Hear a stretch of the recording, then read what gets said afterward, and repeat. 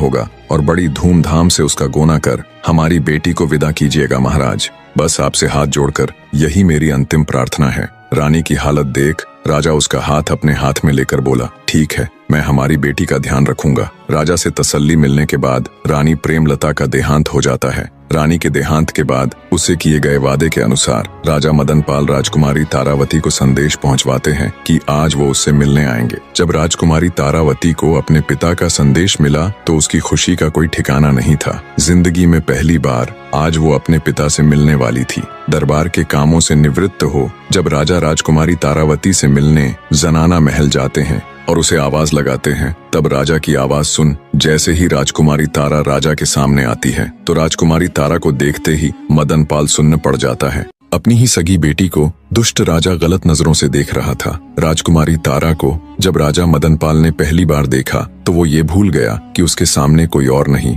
बल्कि उसकी अपनी सगी बेटी है। राजा ने आज तक इतनी सुंदर कन्या नहीं देखी थी। मदनपाल को ये विश्वास ही नहीं हो रहा था कि सामने खड़ी ये खूबसूरत कन्या उसकी वही बेटी है जिससे वह जन्म से ही नफरत करता आया है। इतनी नफरत कि आज तक उसने उसकी शक्ल तक देखना गवारा नहीं था। पर आज जब पहली बार उसने अपनी बेटी को देखा तो अपनी सुध बुद्ध खो बैठा और बस एकटक उसे ही देखे जा रहा था। राजा मदनपाल की आंखों में पिता का प्रेम नहीं बल्कि वो दुष्ट दरिंदा था जो अपनी सारी मान मर्यादा भूलकर गंदी निगाहों से राजकुमारी को घूरे जा रहा था। राजकुमारी को देख राजा मदनपाल के मुख से एक शब्द भी नहीं निकला और वो बिना कुछ बोले चुपचाप वहां से वापस अपने शयन कक्ष में लौट आया। दुष्ट राजा वासना के वशीभूत हो अब बस राजकुमारी तारावती के बारे में ही सोचे जा रहा था। उसका दिमाग एकदम से सुन्न पड़ गया था। रह रहकर उसकी आंखों के सामने राजकुमारी तारावती का वही मुस्कुराता चेहरा आ रहा था। राजा को ऐसे ही बैठे बैठे पता नहीं कब दिन से